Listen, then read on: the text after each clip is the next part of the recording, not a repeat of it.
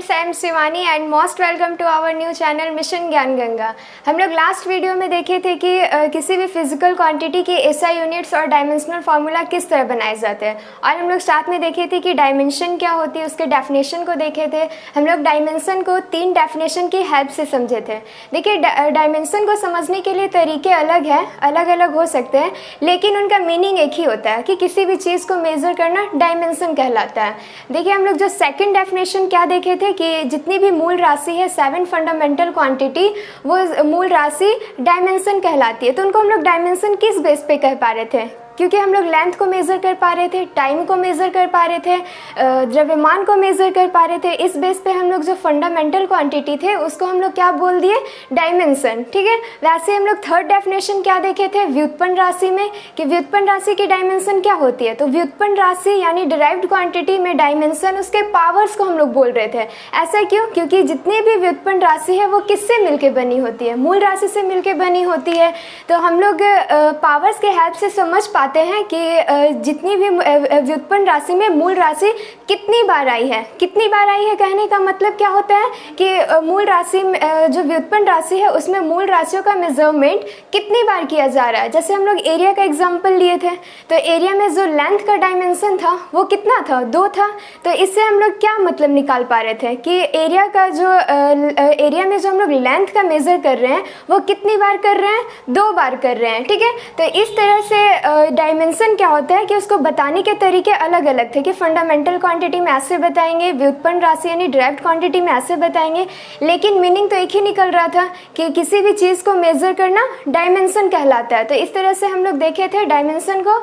और अगर देखिए, जितने भी अभी जो हम लोग वीडियो बनाए हैं यूनिट एंड मेजरमेंट पे, वो सारा टॉपिक यहाँ पे क्लियर होता है। ठीक है। तो अब हम लोग अगर आप लोग को मेरा वीडियो यूनिट एंड मेजरमेंट का अच्छा लगता है तो आप इसे अपने फ्रेंड के साथ शेयर कीजिएगा। और अब हम लोग आगे देखते हैं। आज हम लोग पढ़ेंगे इंस्ट्रूमेंट, साइंटिफिक इंस्ट्रूमेंट के बारे में कि डिवाइसेस क्या होती हैं। ठीक है। तो डिवाइसेस क्या होती है? तो डिवाइसेस एक ऐसी वस्तु होती है मतलब जो किसी पर्टिकुलर काम के लिए इस्तेमाल किया जाता है। जैसे अगर सपोज कीजिए हम फ़ैन की बात करें, तो फ़ैन हमें क्या देता है? फ़ैन हमें हवा देता है, लाइट थोड़ी ना देगा। मतलब सबका एक पर्टिकुलर काम होता है। ठीक है। तो वैसे ही यहाँ पे हम लोग जो भी इंस्ट्रूमेंट के बारे में पढ़ेंगे, जो भी डिवाइस के बारे में पढ़ेंगे, वो mainly exam point of view से इम्पॉर्टेंट होंगे। केवल हम वो लोग को ही पढ़ेंगे। ठीक है। तो यहाँ पे हम पहले 5 लिखे हैं, 1 बाई 1 करके देखते हैं। पहले ऑडियो फोन। पहला इंस्ट्रूमेंट क्या है? पहला डिवाइस क्या है? Audio phone. ये ऑडियो फोन क्या होता है? तो देखिए, जो ऑडियो वर्ड है ना उसको रिलेट कीजिए ऑडिबल वर्ड से। ऑडिबल का मतलब क्या होता है? तो ऑडिबल का मतलब होता है जो सुनाई दे सके या सुनाई देने योग्य। जैसे आप किसी साउंड को सुन पा रहे हो तो उस साउंड को आप क्या बोलेंगे कि वो ऑडिबल साउंड है। लेकिन जब यही ऑडिबल साउंड जब कोई इंसान ठीक से नहीं सुन पाता है या मतलब जिसे कम सुनाई देता है, तब उस केस में हम लोग किस डिवाइस का यूज़ करते हैं? तो ऑडियो फ़ोन का यूज़ करते हैं। ठीक है। तो इस तरह से आप ऑडिबल वर्ड से ऑडियो फ़ोन को याद रख सकते हैं। ठीक है। उसके बाद हम लोग नेक्स्ट देखते हैं ओरियोस्कोप। ओरियोस्कोप क्या होता है?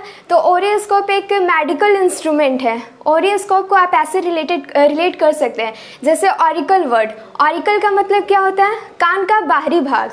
और ओरियोस्कोप में भी कान की ही बात की जाती है। ओरियोस्कोप वो होता है कि मतलब जैसे किसी कान के अंदर का आंतरिक भाग को देखना हो तो हम लोग ओरियोस्कोप का यूज़ करते हैं। ओरियोस्कोप में मैग्नीफाइंग लेंस लगा होता है जिसकी हेल्प से हम लोग कान के अंदर के पार्ट्स को यानी आंतरिक भागों को हम लोग देख पाते हैं। ठीक है। तो इस तरह से आप ऑरिकल वर्ड से ये ओरियोस्कोप को याद रख सकते हैं। ठीक है। ये एक्चुअल में ये एक मेडिकल इंस्ट्रूमेंट है। ठीक है। हम लोग नेक्स्ट देखते हैं ऑडियोमीटर क्या होता है। देखिए, ऑडियोमीटर क्या होता है? यह ध्वनि की तीव्रता को मापता है। यह ध्वनि की तीव्रता को मापता है। तो तीव्रता क्या होता है? तो देखिए, ध्वनि के कुछ कैरेक्टरिस्टिक्स होती हैं जिसमें से ध्वनि का जो तीव्रता है वो ध्वनि का वो अभिलक्षण होता है, वो लक्षण होता है जिसमें हमें साउंड धीमा या तेज सुनाई देता है। तीव्रता क्या होता है? तो ध्वनि का वो लक्षण होता है जिसमें हम लोग को जो साउंड है, जो ध्वनि है, वो धीमा या तेज सुनाई देता है। ठीक है। जैसे कोई साउंड है 20 डेसिबल, 40 डेसिबल, 80 डेसिबल, इस टाइप का। ठीक है। तो ये जो ध्वनि की तीव्रता है, इस ध्वनि की तीव्रता को मेज़र कौन करता है? ऑडियोमीटर करता है। अब हम लोग नेक्स्ट देखते हैं स्पीडोमीटर क्या होता है। तो यह गति करने वाली वस्तुओं की चाल मापता है। जैसे हम लोग स्पीडोमीटर देखें, जितने भी वाहन हैं, मोटरसाइकिल है, बस, मोटरसाइकिल है, कार है, वो सब में क्या लगा हुआ रहता है, स्पीडोमीटर। तो वो क्या बताता है, उसकी स्पीड को बताता है, उसकी चाल को बताता है।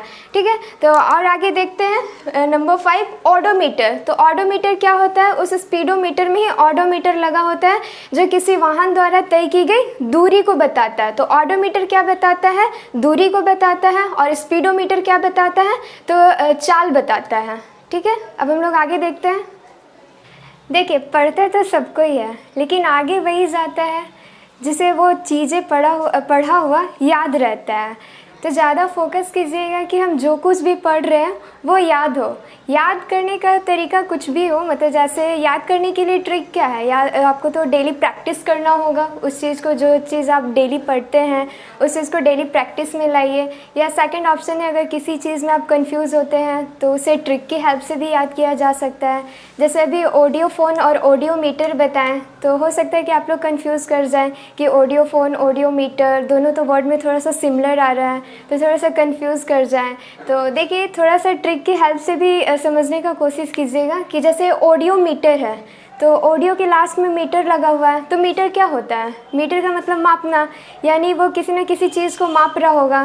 तो इतना थोड़ा सा ये याद रखना होगा कि किस चीज़ को माप रहा है। जो ऑडियोमीटर होता है वो ध्वनि की तीव्रता को मापता है। ठीक है, इस तरह से याद रख सकते हैं। और जैसे ऑडियो फ़ोन है, तो ऑडियो फ़ोन के लास्ट में क्या लगा हुआ, फ़ोन। तो फ़ोन को फ़ोन से ही रिलेट कर लीजिए कि हम लोग फ़ोन में दिन भर वीडियोस देखते हैं, सॉन्ग सुनते हैं, बात करते हैं, तो उसमें कोई ना कोई हम लोग साउंड सुनते ही रहते हैं। ठीक है, तो इस तरह से अगर आप रिलेट करके थोड़ा सा याद रखने का कोशिश करेंगे तो ज़्यादा बेहतर होगा।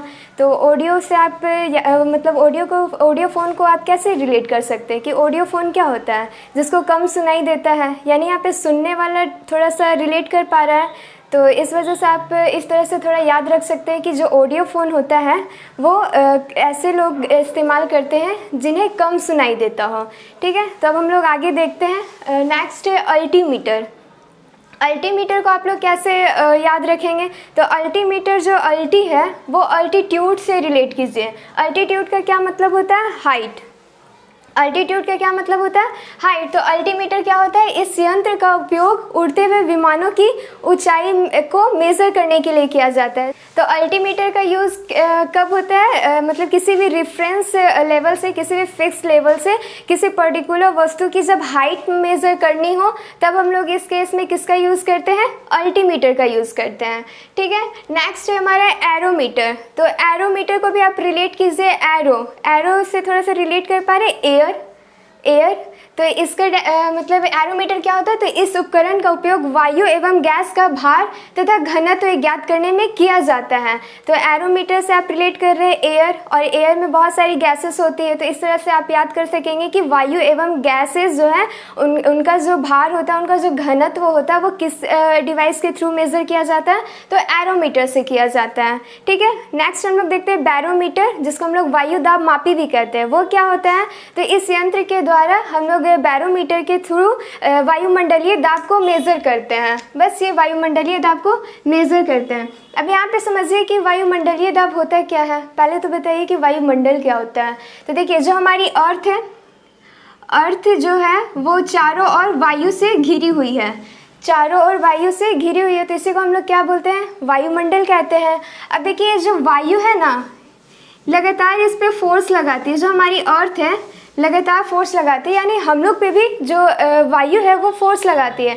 वो बात अलग है कि हम लोग फील नहीं कर पाते हैं, लेकिन प्रेशर तो डालती है। ठीक है, और इसी प्रेशर को हम लोग क्या बोलते हैं, वायुमंडलीय दाब। क्योंकि ये जो वायुमंडल है वो अर्थ पे लगातार एक प्रेशर लगा रही है, एक दाब लगा रही है। ठीक है, तो इसी को हम लोग क्या बोलते हैं, वायुमंडलीय दाब। और इसी वायुमंडलीय दाब को किससे मेज़र किया जाता है, तो बैरोमीटर से, जिसको हम लोग वायु दाब मापी भी कहते हैं। ठीक है, तो ये याद रह जाएगा, वायु दाब मापी यानी वायुमंडलीय दाब को मेज़र करता है। तो इसको याद रखने में कोई दिक्कत नहीं है। नेक्स्ट देखिए, अमीटर। अमीटर फेमस है, सबको पता होता है। ठीक है, अमीटर क्या होता है, तो अमीटर एक ऐसा यंत्र है जिसके थ्रू हम लोग विद्युत धारा को मेज़र करते हैं, विद्युत धारा को मापते हैं। ठीक है, तो विद्युत धारा मतलब कहने का क्या मतलब कि कहीं से कितनी बिजली आ रही है, वहाँ से कितना, किसी विद्युत परिपथ से कितना करंट फ्लो हो रहा है, तो उसी की मात्रा को कौन मेज़र करता है? अमीटर। ठीक है, उसके नेक्स्ट है गैल्वेनोमीटर। गैल्वेनोमीटर क्या करता है? तो ये भी विद्युत धारा को मेज़र करता है, लेकिन ये छोटे वैल्यूज़ के करंट को मेज़र करता है। ये छोटे वैल्यूज़ के करंट को मेज़र करता है और साथ में ये दिशा को भी मेज़र करता है, यानी डायरेक्शन को भी बताता है कि जो करंट फ्लो हो रही है वो किस टर्मिनल से हो रही है। ठीक है, अब हम लोग आगे देखते हैं। चलिए अब हम लोग पेरिस्कोप को देखते हैं। पेरिस्कोप क्या होता है? तो पेरिस्कोप एक ऑप्टिकल डिवाइस होता है जिसका यूज़ पनडुब्बी में किया जाता है। तो पनडुब्बी क्या होता है? पनडुब्बी के लोग एक फिक्स टाइम के लिए पानी के अंदर रहकर काम करते हैं। अब पानी के अंदर रह के काम करते हैं तो उनको ऊपर के जो दृश्य है वो देखने के लिए वो परिदर्शी का यानी पेरिस्कोप का यूज़ करते हैं। ठीक है, तो अब हम लोग नेक्स्ट देखते हैं फैदोमीटर। फैदोमीटर क्या होता है? तो फैदोमीटर बेसिकली डेप्थ को मेज़र करता है, यानी समुद्र की गहराई को मेज़र करने जो करता है उसे हम लोग क्या बोलते हैं? फैदोमीटर। नेक्स्ट है हाइड्रोमीटर। हाइड्रोमीटर क्या होता है? तो यह इस उपकरण के द्वारा द्रवों का अपेक्षित घनत्व मापा जाता है। तो यहाँ पे पहले समझिए कि घनत्व क्या होता है। अगर किसी लिक्विड का घनत्व बताना हो, तो आप कैसे बताएंगे?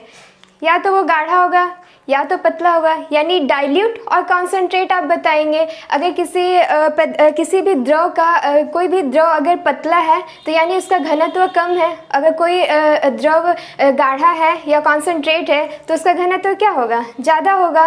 तो अब देखिए अपेक्षित घनत्व किसे कहते हैं? तो किसी भी द्रव या किसी भी पदार्थ का अपेक्षित घनत्व जो है वो कैसे मेज़र किया जाता है? तो उस पदार्थ का, जिस पदार्थ का हम लोग मेज़र कर रहे हैं अपेक्षित घनत्व, पहले उस पदार्थ का घनत्व लिया जाता है।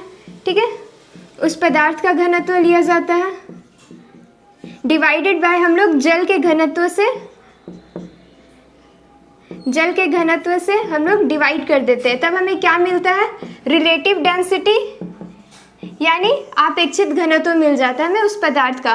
तो जो द्रवों का अपेक्षित घनत्व होता है उसको किसके थ्रू मेज़र किया जाता है? तो हाइड्रोमीटर के थ्रू मेज़र किया जाता है। माइक, यहाँ पे देखिए जो जल का घनत्व होता है वो क्या लिया जाता है? तो 4 डिग्री सेल्सियस पर जल का जो घनत्व होता है वो 1000 किलोग्राम पर मीटर क्यूब। तो यहाँ पे आप लोग जल का घनत्व भी याद रखेंगे कि जल का घनत्व क्या होता है? 4 डिग्री सेल्सियस पर 1000 किलोग्राम पर मीटर क्यूब। ठीक है, तो यहाँ पे ये भी नोट कर लीजिएगा। नेक्स्ट देखते हैं हाइड्रोफोन क्या होता है। तो हाइड्रोफोन, यहाँ पे फ़ोन आ रहा है तो ऑफकोर्स फिर से सुनने वाली कहानी ज़रूर आएगी, तो यहाँ से ऐसे रिलेट करके आप याद रख सकते हैं। ठीक है, तो हाइड्रोफोन क्या होता है? तो हाइड्रोफोन ये इस यंत्र के द्वारा पानी के जो नीचे की ध्वनि होती है, पानी के नीचे का जो ध्वनि होता है उसको सुनने या रिकॉर्डिंग के काम में जो उपकरण यूज़ किया जाता है वो कौन सा है? तो हाइड्रोफोन है। ठीक है, तो आप इस तरह से याद रख सकते हैं। देखिए हम लोग हाइग्रोमीटर को देखते हैं। हाइग्रोमीटर क्या होता है? तो इस हाइग्रोमीटर की हेल्प से, इस डिवाइस की हेल्प से वायुमंडल में व्याप्त आर्द्रता को मापी जाती है। ये आर्द्रता क्या होता है? आर्द्रता मतलब ह्यूमिडिटी, यानी जलवाष्प की जो मात्रा होती है उसको हम लोग क्या बोलते हैं? आर्द्रता। तो ये आर्द्रता हमारे वायुमंडल में कहाँ से आता है? तो जैसे हमारे जो एयर है, तो एयर में तो बहुत सारी गैसेस है, फिर डस्ट पार्टिकल्स है और वाटर वेपर यानी जलवाष्प की मात्रा। तो जलवाष्प की मात्रा जाहिर सी बात है कि वो किसी न किसी इवापोरेशन प्रोसेस से आई होगी। ठीक है, तो ये जो जलवाष्प की मात्रा होती है उसी को हम लोग आर्द्रता कहते हैं और ये आर्द्रता को मेज़र किसके थ्रू किया जाता है? तो हाइग्रोमीटर के थ्रू मेज़र किया जाता है। ठीक है, तो अब हम लोग आगे देखते हैं। आइए देखते हैं हम लोग एक्यूमुलेटर क्या होता है। तो इस डिवाइस के थ्रू, इस उपकरण के द्वारा हम लोग विद्युत ऊर्जा का संग्रह करते हैं। देखिए जो एक्यूमुलेटर है ना उसको आप रिलेट कीजिए एक्यूमुलेट से। एक्यूमुलेट वर्ड का मतलब क्या होता है? संग्रह करना, यानी एक जगह इकट्ठा करना। तो इसमें भी तो संग्रह ही हो रहा है, लेकिन इसमें जो संग्रह हो रहा है वो किसका हो रहा है? विद्युत ऊर्जा का हो रहा है। तो इस तरह से हम लोग एक्यूमुलेटर के लिए एक्यूमुलेटर का हम लोग क्या याद रख सकते हैं? तो इस उपकरण के द्वारा विद्युत ऊर्जा को संग्रह किया जाता है। अब हम लोग नेक्स्ट देखते हैं एनीमोमीटर। एनीमोमीटर का मतलब, एनीमो का मतलब होता है wind. Wind, what is wind? तो moving air is called wind, यानी हवा। तो इसमें देखिए एनीमोमीटर क्या होता है? यह उपकरण हवा की शक्ति तथा गति को मेजर करता है। तो देखिए जो हवा है जब वो बहती होगी तो कोई ना कोई उसकी स्पीड रही होगी। कोई भी हवा है तो वो जब बहती होगी तो कोई ना कोई उसकी स्पीड रहती होगी, और साथ में कोई ना कोई उसकी शक्ति भी होती होगी।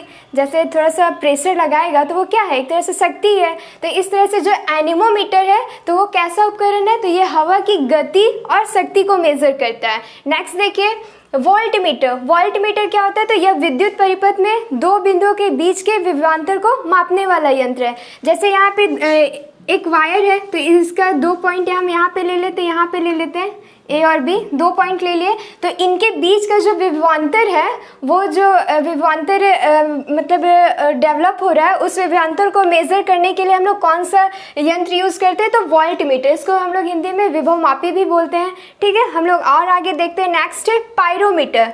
पायरोमीटर का यूज़ किस लिए होता है? तो ये होता है हाई टेम्परेचर को मेज़र करने के लिए, ऊंचे तापमान को मेज़र करने के लिए हम लोग क्या कौन सा डिवाइस यूज़ करते हैं? तो पायरोमीटर। जैसे नॉर्मल टेम्परेचर है तो उसको हम लोग थर्मामीटर से माप देते हैं, और जैसे बहुत लो टेम्परेचर को मापना हो तो उस केस में हम लोग क्रायोमीटर का यूज़ करते हैं। तो यहाँ पे जो पायरोमीटर है ये किसके लिए यूज़ होता है? तो हाई टेम्परेचर को मेज़र करने के लिए। ठीक है, तो यहाँ पे देखिए नेक्स्ट लास्ट है क्रोनोमीटर। क्रोनोमीटर का मतलब क्या होता है? क्रोनो का मतलब होता है समय से रिलेटेड। तो यहाँ पे वही चीज़ है। क्रोनोमीटर क्या होता है? तो यह उपकरण जलयानों पे लगा होता है, जलयानों पे लगा होता है, जो क्या बताता है? सही समय को बताता है। तो यहाँ पे जितने भी इंस्ट्रूमेंट बताए हैं साइंटिफिक इंस्ट्रूमेंट, आई होप कि आप लोग को समझ में आया होगा।